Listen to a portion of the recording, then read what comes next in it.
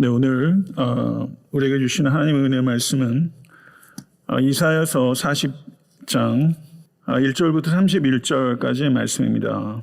본문 내용을 다 읽지는 않겠고 27절부터 37절을 읽고 세부적인 내용은 본문 진행되는 것에 따라 강해하도록 하겠습니다. 41장 27절에서 31절의 말씀 다 같이 합독하겠습니다.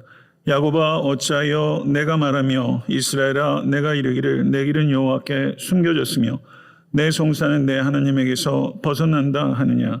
너는 알지 못하였느냐 듣지 못하였느냐.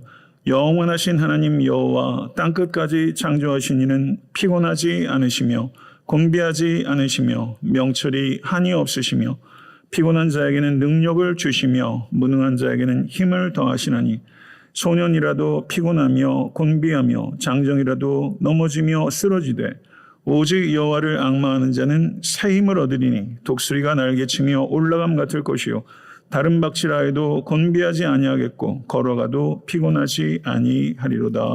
아멘. 정말 아름답고 또 위대한 하나님의 말씀이 아닐 수 없습니다. 오늘 말씀을 통해서 하나님의 위로를 얻는 우리 모두가 될 수 있게 되기를 간절히 소망합니다. 이사야서를 가장 단순하게 명료하게 구분하자면 전반부와 후반부 1장부터 39장까지는 심판의 책, 40장부터 66장은 위로의 책 이렇게 구분할 수 있습니다. 그렇다면 오늘 강의하는 40장은 위로의 책의 현관과 같다 이렇게 볼 수 있을 것입니다. 그런데 심판의 책인 1장부터 39장까지 그리고 39장의 제일 말미에 속한 39장 6절부터 7절을 보시면 보라 날이 이르리니 내 집에서 있는 모든 소유와 내 조상들이 오늘까지 쌓아둔 것이 모두 바벨론으로 옮긴 바 되고 남을 것이 없으리라. 여호와의 말이니라. 또 내게서 태어날 자손 중에서 몇이 사로잡혀 바벨론 왕궁의 환관이 되리라 라고 말하면서 남유다가 패망하게 될 것이다. 그리고 히스기야의 후손들 중에는 바벨론의 환관이 될 것이다 라고 말하고 있습니다. 이 예언이 있은 후에 약 100년이 지나서 이 예언대로 바벨론 침략이 있었고 유다가 패망하고 성전이 불타고 그리고 바벨론의 포로가 된 것이죠. 그러므로 39장은 약 100년 뒤면 꽤 먼 미래입니다. 먼 미래를 내다본 예언이라고 할 수 있습니다.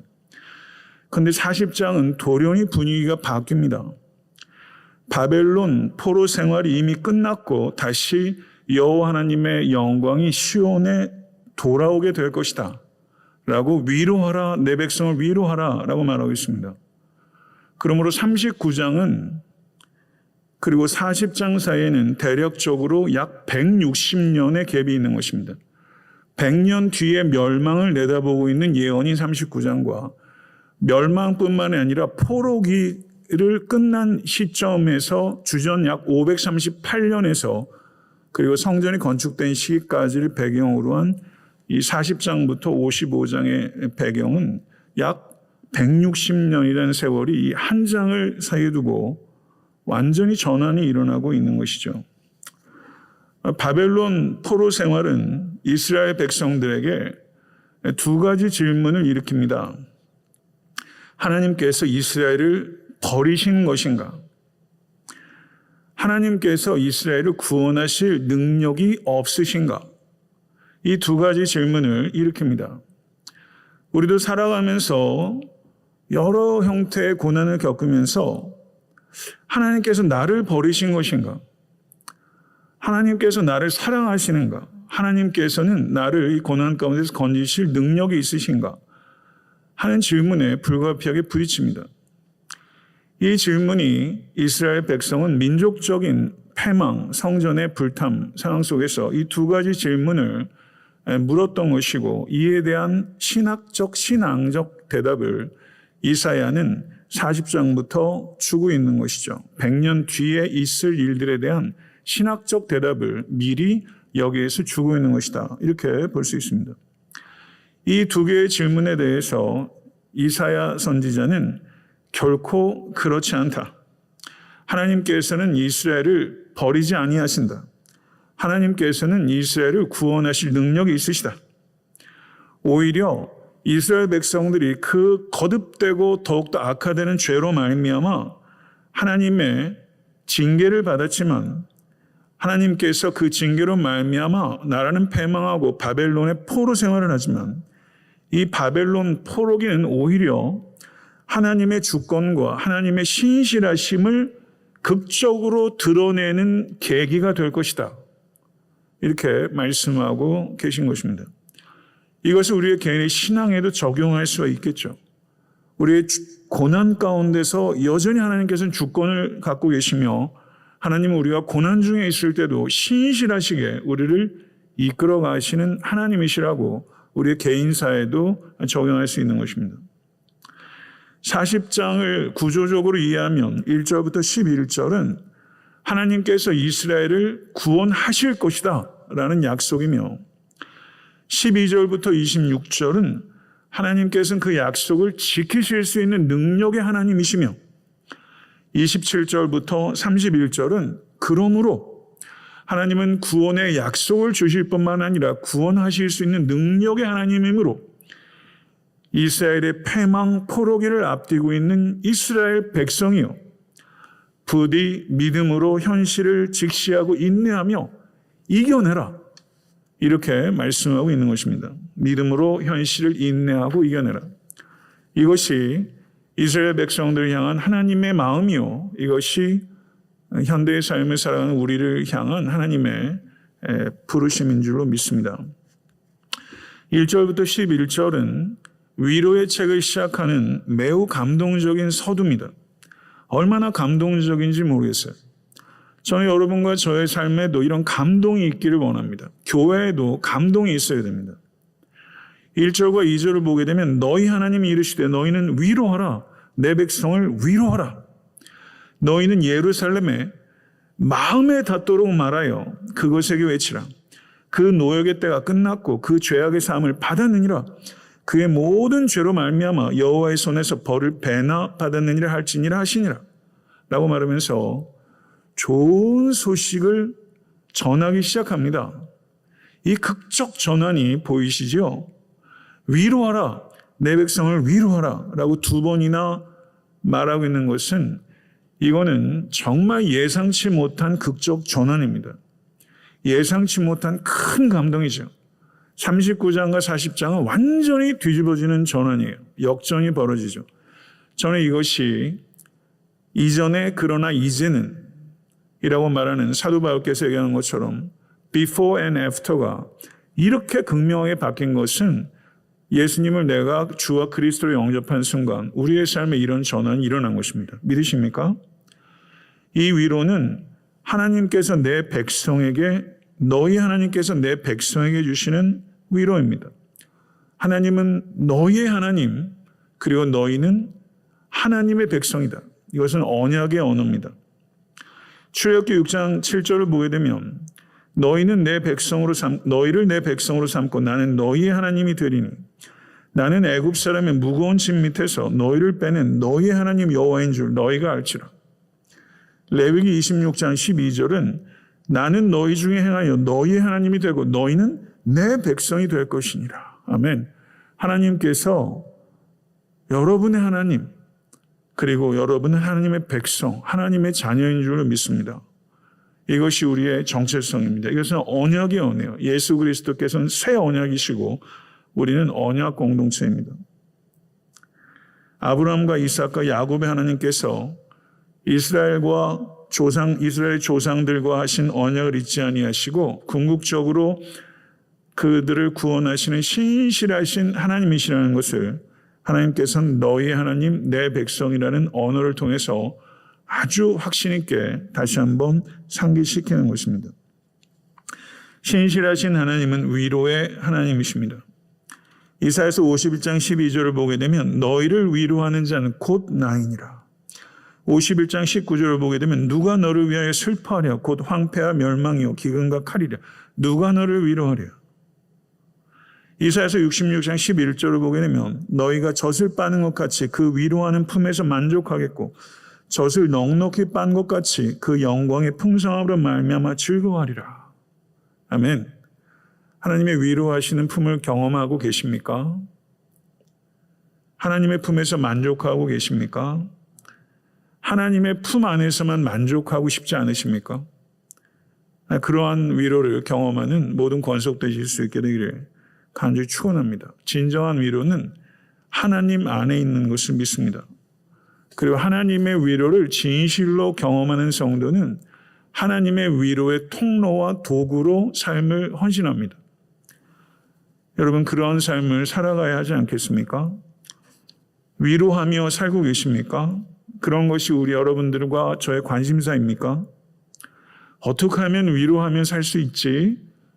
그리고 위로하며 살게 해주소서라고 기도하고 우리에게 주신 시간과 물질과 재능들을 누군가를 위로하는데 적극적으로 모색하고 헌신하고 삶을 되돌아보십니까? 위로할 때는 어떻게 해야 하는가? 여기 보면요. 마음에 닿도록 말하라. 이렇게 말합니다. 마음에 닿도록. 여러분, 설교 말씀을 들으면서 마음에 닿으십니까? 설교를 하면서 여러분들의 마음에 안 닿으면 저는 얼마나 형편없는 설교합니까? 마음에 닿는다. 어떻게 해야 마음에 닿습니까? 남편의 말이 아내의 마음에 닿는 것은 쉬운 일입니까? 부모의 말이 아이들에게 마음에 닿는 것은 쉬운 일입니까? 마음을 얻는 것처럼 어렵고 쉬운 일은 없는 것 같아요. 참 쉽다면 쉽고 어렵다면 참 어려운 게 마음에 닿는 건데요. 마음에 닿는 것, 저를 한번 따라해 보시죠.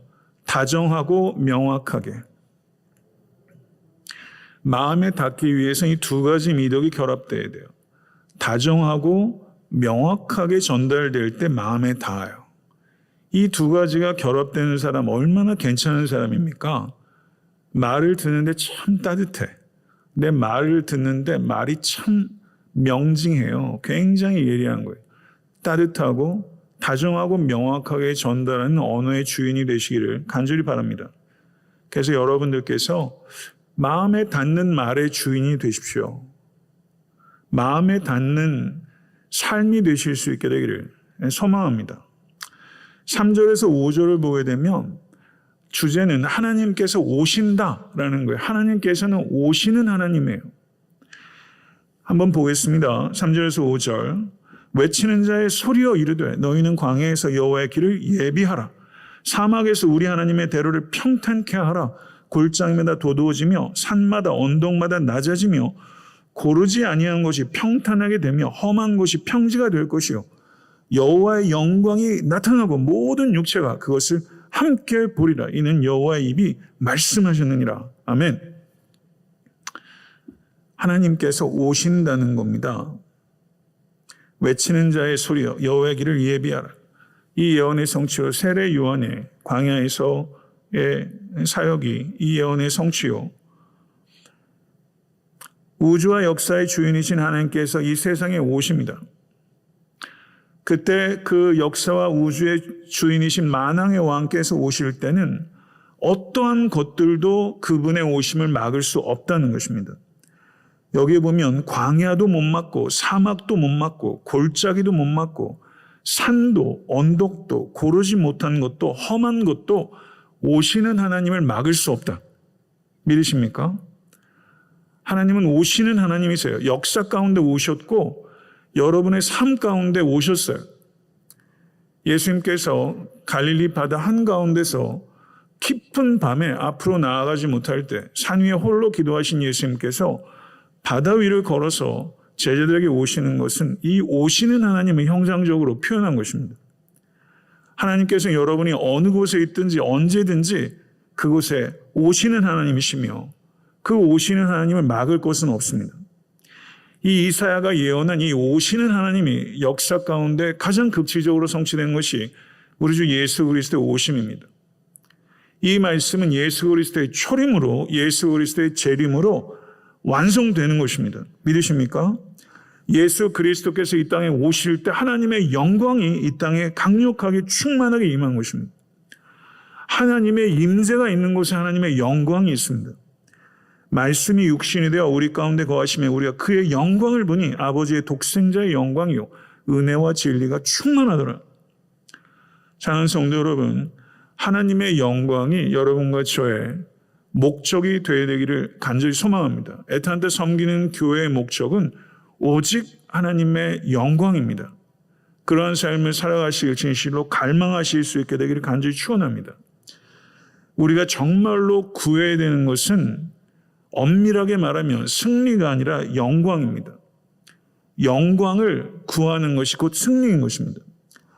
영광의 아름다움에 빠질 때 죄의 아름다움이라는 미혹에 빠지지 않습니다. 우리는 죄를 내 의지로 이기는 데는 한계가 있습니다. 영광, 하나님의 영광의 아름다움에 완전히 사로잡힐 때 죄의 빛은 우리에게 더 이상 빛이 아닙니다. 사랑하는 성도 여러분, 우리 그리스도인들은 모든 삶의 환경 속에서 하나님을 영화롭게 해야 합니다. 우리의 성공을 통해서도, 우리의 실패를 통해서도, 우리의 건강을 통해서도, 우리의 질병을 통해서도, 어떤 환경 속에서도 우리는 하나님을 영화롭게 할 수 있습니다.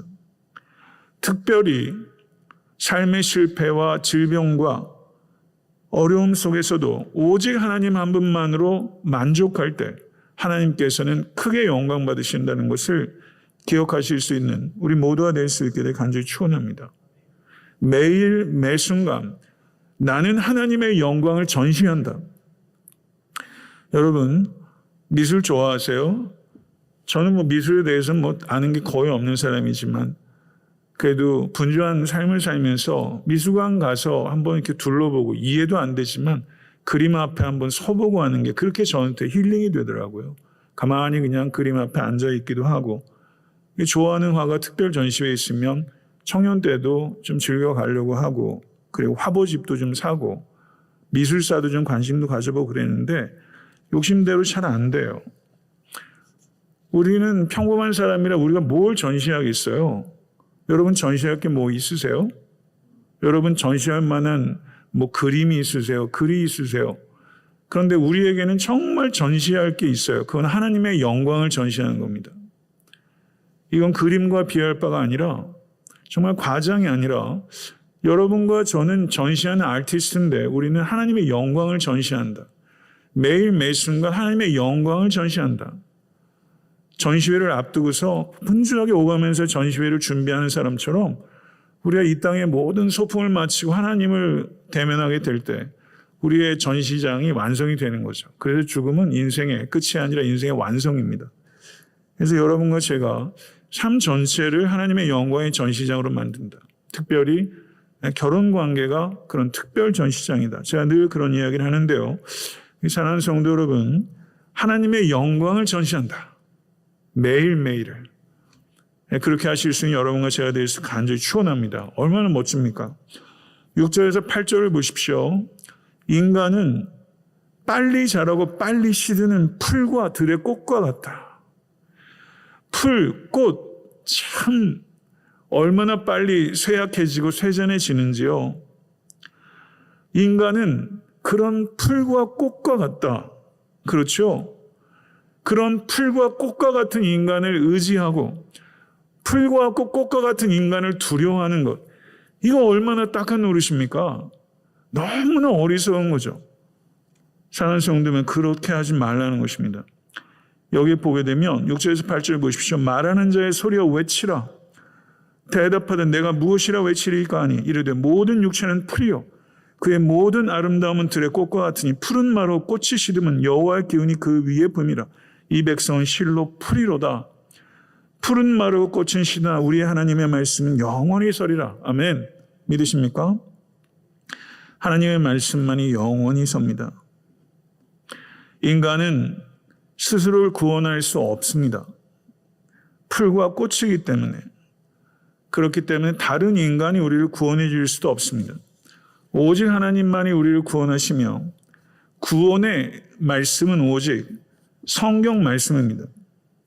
하나님께서 온 피조 세계를 말씀으로 창조하셨고 그리고 성육신하신 말씀이신 예수 그리스도를 통해서 인간뿐만 아니라 모든 우주와 역사를 새롭게 창조하고 계십니다. 이 말씀이 영원한 말씀이고 항상 있는 말씀이고 능력 있는 말씀인 줄로 믿습니다. 이 말씀을 사랑하시고 묵상하시고 또 순종하시는 모든 권속되실 수 있게 되기를 간절히 축원합니다.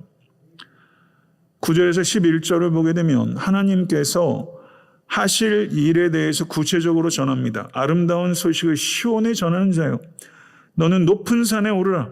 아름다운 소식을 예루살렘에 전하는 자요, 너는 힘써 소리를 높이라. 두려워하지 말고 소리를 높여 유다의 성읍들에게 이르기를 너희의 하나님을 보라 하라. 보라, 주 여호와께서 장차 강한 자로 임하실 것이요 친히 그 팔로 다스리실 것이라. 보라, 상급이 그에게 있고 보응이 그의 앞에 있으며 그는 목자같이 양떼를 먹이시며 어린 양을 그 팔로 모아 품에 안으시며 젖먹이는 암컷들은 온순히 인도하시리로다. 아멘. 이거 그냥 매달 마지막 주 금요일에 가서 이거 읽으면 그냥 복음이잖아요. 그냥 이게 복음이잖아요. 힘써 소리를 높이라. 두려워하지 말고 소리를 높이라. 너희 하나님을 보라. 이렇게 소리 높이셔야 합니다. 그렇게 하시겠습니까? 삶의 자리에서 목청껏 소리를 높이십시다. 보라, 강한 자로 임하실 것이다. 그는 다스리실 것이며 먹이실 것이며 안으실 것이며 인도하실 것이다.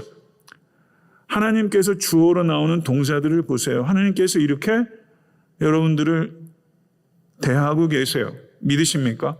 이게 정말 여러분들에게 살아있는 경험이 돼서 정말 살아있는 경험이 돼서 목청껏 소리를 높이지 않을래 안을 수 없는 펄펄 끓는 영혼이 될 수 있기를 간절히 소망합니다. 여기서 강조하는 것은 너희의 하나님을 보라는 거예요. 너희의 하나님을 보라. 하나님을 보십니까?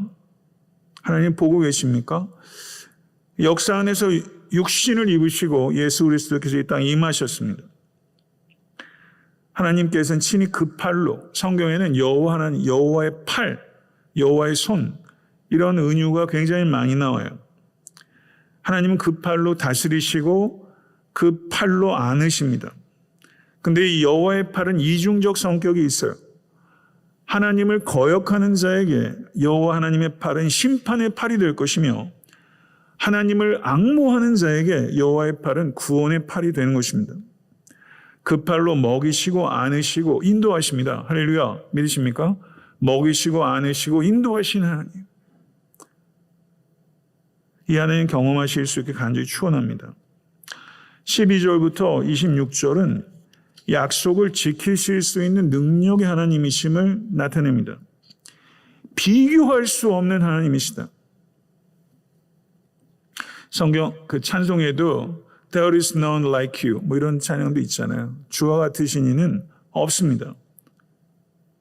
비교할 수 있는 대상이 없습니다. 하나님께서는 우리를 구원하길 원하시고 구원하실 수 있는 능력도 있습니다. 하나님은 사랑은 있으신데 능력이 없으시거나 능력은 있으신데 사랑이 없으신 하나님이 아니시라. 사랑이 있어서 구원하기를 갈망하시고 능력이 있으셔서 구원하실 수 있으신 것입니다. 얼마나 다행입니까? 사랑과 능력의 하나님께서 우리를 지키시고 구원하시고 역사를 완성해 가시는 것을 믿습니다. 12절부터 14절을 보게 되면 rhetorical question, 수사학적 질문을 통해서 하나님께서 12절부터 14절을 보세요. 대단한 시입니다. 하나님은, 절 따라해 보세요. 하나님은 우주의 창조자이시다. 하나님은 우주의 창조자예요. 여러분들은 그럼 하나님은 우주의 창조자를 믿으시죠? 그럼 그거를 어떻게 글로 표현하시겠어요? 여기 이사야가 얼마나 기가 막히게 표현했는지 한번 보세요. 12절부터 14절 같이 한번 읽겠습니다. 누가 손바닥으로 바닷물을 헤아렸으며 뼘으로 하늘을 쟀으며 땅의 티끌을 되담아 보았으며 접시 저울로 산들을 막대 저울로 작은 언덕들을 달아 보았으랴. 누가 여호와의 영을 지도하였으며 그의 모사가 되어 그를 가르쳤으랴. 누구로 더불어 의논하였으며 누가 그를 교훈하였으며 그에게 정의의 도로 가르쳤으며 지식을 가르쳤으며 통달의 도를 보여주었느냐. 이렇게 말씀하십니다. 여러분과 저는 피조물입니다. 우리는 자연의 일부예요. 하나님은 창조주이십니다. 하나님은 자연의 일부가 아니에요. 하나님은 자연을 초월하신 분이요. 하나님은 자연을 만드신 창조의 하나님이십니다. 믿으십니까? 하나님은 광대한 창조 세계보다 더 크신 하나님이세요. 여러분, 창조 세계를 인간이 얼마나 알습니까? 인간이 알 수 있는 바다 세계는 얼마나 알고 있으며 인간이 알고 있는 우주는 얼마나 한 뼘과 같습니까? 하나님께서 창조하신 이 우주 세계조차 한 뼘도 안 되는 지식을 가지고 있는데 인간의 과학 지식 대단하죠. 정말 인간 경이롭습니다. 그렇지만 그 경이로운 인간이 이해하는 우주라는 것은 정말로 보잘것없지 않습니까? 창조 세계도 이해하지 못한 인간이 어떻게 창조주를 이해하겠는가? 지금 그 얘기를 하고 있는 거예요. 인간이 하나님의 모사가 아니라 하나님께서 인간의 모사다. 믿으십니까? 기묘라 모사라. 사도 바울께서도 로마서 11장의 그 닥살러지 성경에서 하나님의 지혜를 찬탄하고 찬미하지 않습니까? 하나님께서는 비교할 수 없이 깊고 깊은 지혜로 온 천지를 창조하실 뿐만이 아니라 그 지혜로 천지를 운행하고 계십니다. 우리는 결코 하나님의 지혜를 다 헤아릴 수 없으며 하나님은 그 어떤 인간의 지혜도 필요하지 않으십니다. 그 누구도 하나님께 조언을 할 수 있을 만큼 똑똑하지 않습니다. 얼마나 감사한 일입니까? 15절부터 17절을 보게 되면 우주의 영역에서 역사의 영역으로 전환합니다. 이사야서는 이 시인데요. 이 시가 얼마나 또 논리를 갖추고 있는지 우주의 영역에서 역사의 영역으로 전환합니다. 12절에서 14절은 하나님은 우주의 창조자이시다. 15절에서 17절은 하나님은 열국의 통치자이시다. 아멘. 믿으십니까? 우주의 창조자이시고 열국의 통치자이신 하나님. 기도의 시작으로 더없이 좋은 호칭이죠. 우주의 창조자여 열국의 통치자이신 하나님. 아멘. 15절부터 17절을 어떻게 노래하고 있는지 같이 한번 보겠습니다. 보라, 그에게는 열방이 통에 한 방울 물 같고. 한번 머릿속으로 이미지네이션 해보세요. 통에 한 방울 물이랍니다. 아수르 바벨론 통에 한 방울 물이래요. 기가 막힌 표현 아닙니까? 저울에 작은 티끌 같으며 티끌이 달아질 수 있는 무게나 있습니까? 섬들은 떠오르는 먼지 같다. 셰익스피어가 이런 표현 하겠어요? 레바논은 땔감에도 부족하겠고 그 짐승들은 번제에도 부족할 것이라. 그의 앞에는 모든 열방이 아무것도 아니라 그는 그들을 없는 것 같이 빈 것 같이 여기시느니라. 아멘. 열방이 아무리 강력해도 하나님 앞에서는 아무것도 아니다. 통에 한 방울 튄 물이요 저울에 붙어있는 작은 티에 지나지 않는다. 섬도 작은 먼지와 같이 들어올리시는 하나님이시다. 하나님은 광대하시다. 광대하신 하나님 믿으십니까? 하나님은 크신 하나님이십니다. 이것을 진실로 기억하시는 우리 모두가 될 수 있길 간절히 축원합니다. 그렇다면 하나님께서 우주의 창조자시요 열국의 통치자시라면 우상 숭배하는 것이 가당키나 한 것이냐? 이렇게 논리가 진행되는 거예요. 18절부터 20절을 보게 되면 우주의 창조자, 열국의 통치자이신데 어떻게 우상 숭배를 하는가? 이것이 얼마나 부적절하고 어리석은가? 18절, 19절을 보시게 되면 그런즉 너희가 하나님을 누구와 같다 하겠으며 무슨 형상을 그에게 비기겠느냐? 우상은 장인이 부어 만들었고 장식이 금으로 입혔고 또 은사슬을 만든 것이니라. 궁핍한 자는 거제를 드릴 때 썩지 아니하는 나무를 택하고 지혜로운 장인을 구하여 우상을 만들어서 흔들리지 아니하도록 세우니라. 사랑하는 성도 여러분, 하나님께서 만물을 만드셨는데 인간은 우상을 만듭니다. 이 얼마나 웃기는 일입니까? 아무리 좋은 목재를 택해서 아무리 지혜로운 장인이 우상을 만들어도 그 우상은 한 발자국도 움직이지 못하는 존재다. 한 발자국도 움직이지 못한다. 우상은 느끼지도 말하지도 행동하지도 못한 허상이다. 그런데 하나님은 오시는 하나님이시다. 하나님이 어떻게 오세요? 하나님은 자연 속에서 오시고 역사 속에서 오시고 성경 속에서 끊임없이 오세요. 하나님은 오세요. 그리고 문 밖에서 문을 두드리시는 하나님이세요. 하나님은 살아계시고 말씀하시고 느끼시는 인격이시고 행동하시는 하나님이십니다. 그런데 그 하나님 자신에 대한 관심이 없고 하나님과의 관계에 관심이 없는 신앙생활, 이것을 우상이라고 하는 것입니다. 현대의 많은 그리스도인들이 하나님에 대한 관심이 없어요. 하나님의 능력만을 구해요. 하나님과의 관계에 관심이 없어요. 이것이 얼마나 하나님을 슬프게 하는 일입니까? 아무리 열심히 있어도 그것은 열심히 있는 우상 숭배에 불과한 것입니다. 애타한테 섬기는 교회 모든 성도들은 우상 숭배하는 종교인이 아니라 하나님을 사랑하는 진실된 신앙인이 될 수 있게 되기를 간절히 축원합니다. 21절에서 26절은 12절부터 20절의 내용을 요약하면서 하나님의 능력과 지혜와 강대함과 권세가 비길 데가 없으신 하나님을 경배하는 것이 마땅하다라고 다른 말로 선포하고 있는 부분입니다. 그 내용을 읽겠습니다. 너희가 알지 못하느냐? 너희가 듣지 못하였느냐? 태초부터 너희에게 전하지 아니하였느냐? 땅의 기초가 창조될 때부터 너희가 깨닫지 못하였느냐? 그는 둥근 땅 위에 앉으시나니 땅에 사는 사람들은 메뚜기 같으니라. 그가 하늘을 차일같이 펴셨으며 거주할 천막같이 치셨고 귀인들을 패하시며 세상의 사사들을 헛되게 하시나니 그들은 겨우 심기고 겨우 뿌려졌으며 그 줄기가 겨우 땅에 뿌리를 박자 곧 하나님의 입김을 부시니 그들은 말라 회리바람에 불려가는 초계 같도다.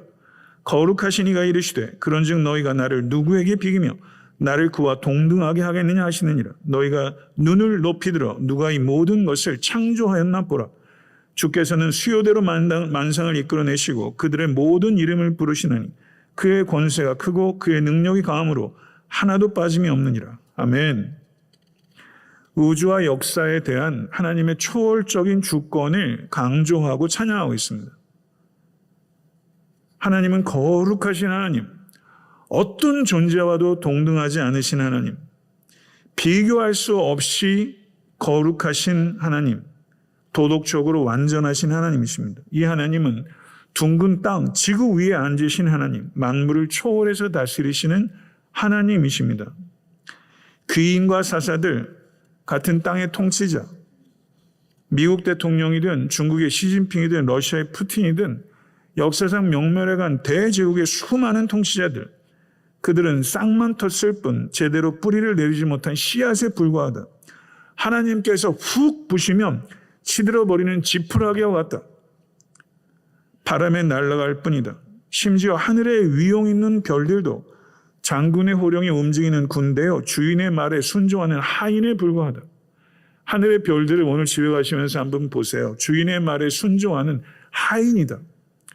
별을 그렇게 표현하는 거예요. 장군의 호령이 움직이는 군대와 같다. 하나님께서는 모든 만물의 모든 역사의 본질을 꿰뚫어 보시며 그리고 지혜와 능력으로 통치하시는 만왕의 왕이십니다. 그 누구도 견질 수 없는 지존하신 하나님, 그 하나님이 바로 여러분의 하나님이십니다. 믿으십니까? 이것을 진실로 믿으실 수 있게 간절히 축원합니다. 이 믿음을 상기해야 합니다. 복귀해야 합니다.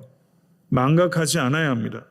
그럴 때 이스라엘 백성들이 포로 생활을 앞두고 있지 않습니까? 혹은 포로기를 살고 있는 이스라엘 백성들이 이 이사야서의 말씀을 들을 때 그 두려움을 이길 수 있지 않겠습니까?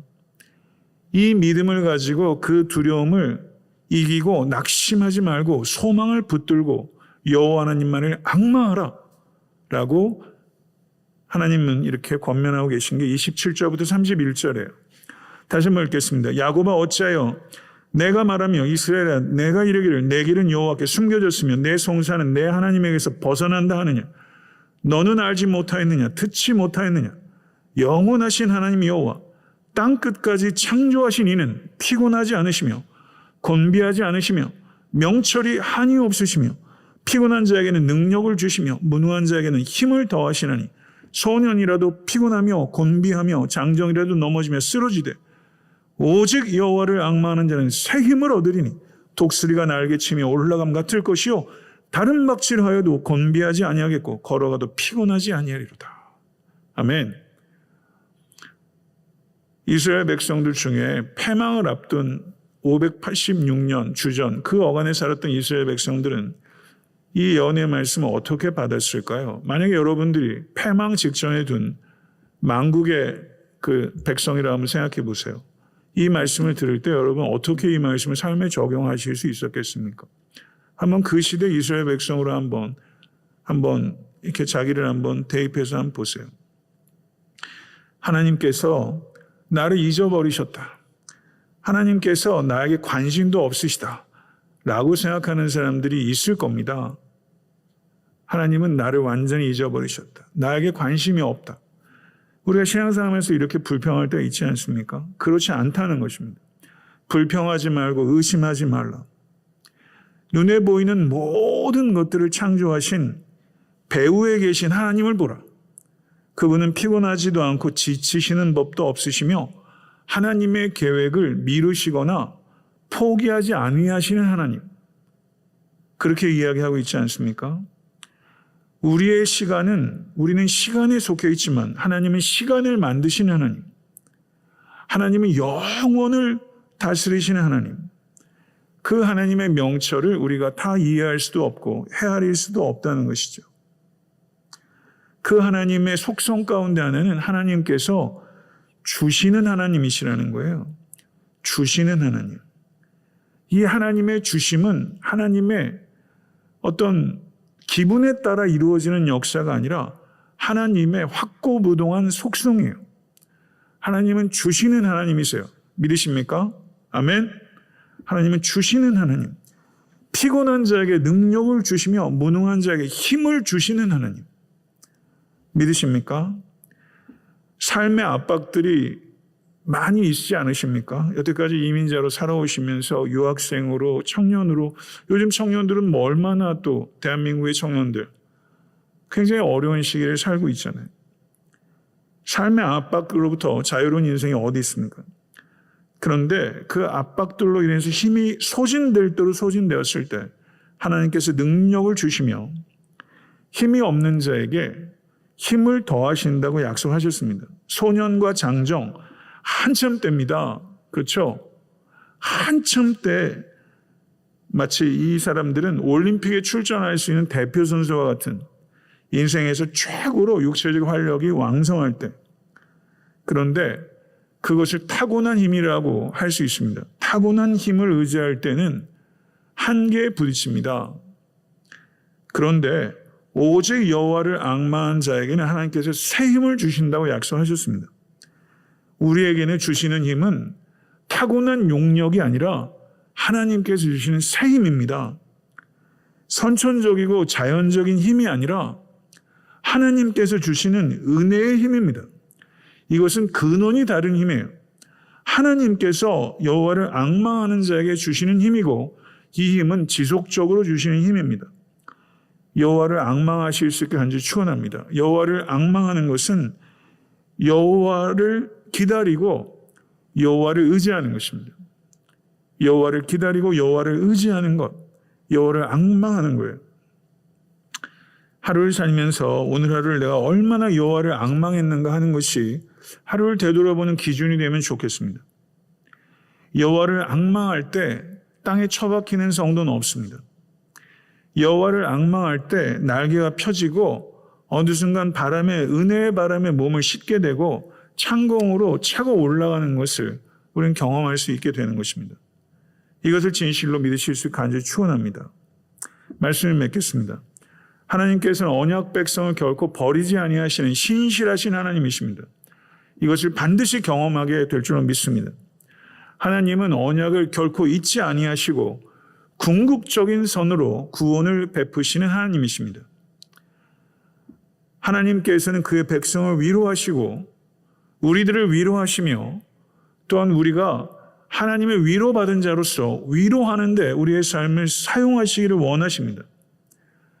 우리는 마음에 닿도록 말하는 것을 배워야 합니다. 마음에 닿도록 말하는 것은 기쁨을 가져다 줍니다. 다정하고 명확하게 말할 때 마음에 닿습니다. 하나님께서는 오시는 하나님, 자연 속에서 하나님을 찾고 역사 속에서 찾고 성경 속에서 찾고 무엇보다 그리스도 안에서 우리는 오시는 하나님을 찾습니다. 예수 그리스도께서 이 땅에 약속의 성취로 오셨고 다시 오실 것입니다. 믿으십니까? 하나님의 영광이 여러분과 제가 추구해야 될 유일한 표대입니다. 삶의 모든 영역은 하나님의 영광을 통해서 재조정돼야 합니다. 삶의 모든 영역이 하나님의 영광과 연관이 되는 삶을 이끌어 가실 수 간절히 축원합니다. 인간은 들의 풀과 꽃과 같다는 것을 잊지 않는 지혜자가 되시기를 축원합니다. 인간을 의지하고 인간을 두려워하는 것이 얼마나 어리석은지 이것을 더 이상 반복하지 않는 우리가 될 수 있게 되기를 간절히 축원합니다. 하나님께서는 유일한 우주의 창조자시요 유일한 역사의 주권자이십니다.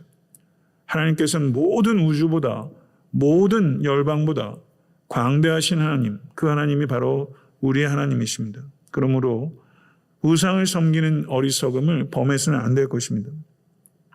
존 파이프 목사님 다 아시죠? 존 파이프 목사님 이제 은퇴하셨는데 이분의 영향력은 미국뿐만 아니라 전 세계 복음주의 그리스도인들에게 좋은 말씀으로 영향을 많이 주셨고 저도 이분 만난 적은 없지만 스승이다 이런 생각이 들어요. 근데 이분이 이런 이야기를 하셨어요. 현대 서구 사회의 주된 우상은 자아다. 주된 교리는 자율성이다. 주된 예배 형식은 즐기는 것이다. 우상은 자아고 주된 교리는 자율성이며 주된 예배 형식은 즐기는 것이다. 정말 그러하지 않습니까? self-absolutization, 자기 절대화, 이게 우상숭배의 본질입니다. 사랑하는 성도 여러분, 우상은 고대 사회에서는 매우 야만적인 형태로 드러나지만 현대 사회에서는 우상은 매우 교양 있는 문명과 문화의 모습을 가지고 나타납니다. 어떠한 형태를 가지고 있던 우상의 본질은 자기중심성입니다. self-centeredness.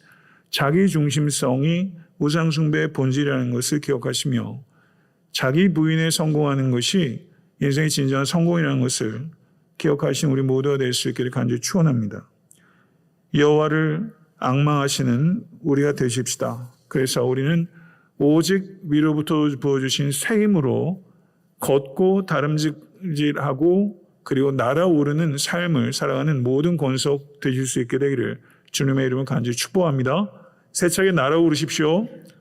귀하고 능력 있고 활력 있고 또 기쁨으로 충만한 삶을 살아가는 모든 권속이 되실 것이라 믿습니다.